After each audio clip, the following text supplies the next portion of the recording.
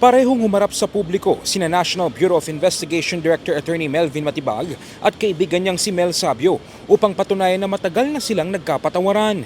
Kasunod ito nang mag-viral ang isang video online kung saan nagsasagutan ng dalawa at tila naghahamon pa ng suntukan. Huwag ka magtamang-tamana sa lugar ko, ha? Ha? Halika! Halika! Pagbibigyan kita! Puro dada! Pagdamate! Halika! Pagbibigyan kita! Puro dada! Puro dada!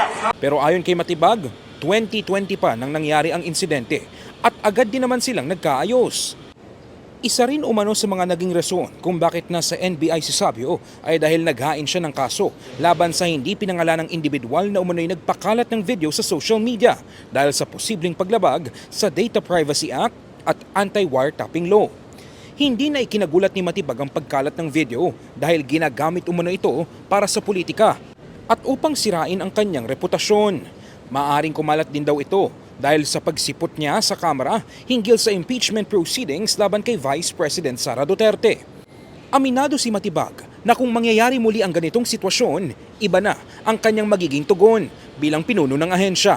Matapos kasi siyang ma-appoint sa posisyon, nakapagtala na sila ng 183 operations na nagpapatunay umunong hindi nakasentro ang ahensya sa mga politikal na bagay.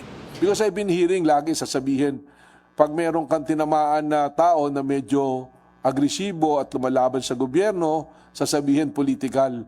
Ito po ang accomplishment. 182 successful operations. Nakapile na po yung kaso, indicted na po yung mga dapat managot. The records will bear out.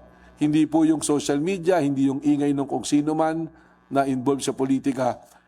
Ito you can validate sa buong Pilipinas. At doon po sa 182 na to, na sinasabi ng mga tao na politika, ang political personalities lang po na kilala na lumalaban sa gobyerno na nasama rito is Mike Defensor, yung sa pamilya niya, at si Jason sa because of the warrant of arrest. Other than that, wala po. Dala na umano ni Matibag ang mandato ng publiko bilang direktor ng NBI kaya't hindi na dapat manaig ang emosyon at pairalin na lamang ang tamang proseso at investigasyon. I don't carry myself alone eh. Nung nangyari yun, iba yung sitwasyon ko. But ngayon, I'm carry the weight of the National Bureau of Investigation. I carry the mandate of the Filipino people. So sabi ko nga, hindi na pwedeng galit yung iiral sa atin ngayon. Dapat investigasyon na. Hindi na pwedeng ang iiral sa atin yung impulsive natin. Dapat may proseso na tayong susundan. Hindi na pwedeng sasagot na lang tayo base sa mga sinabi sa atin at narinig natin, kundi ang pagbabasihan natin ngayon, ebidensya at ang batas.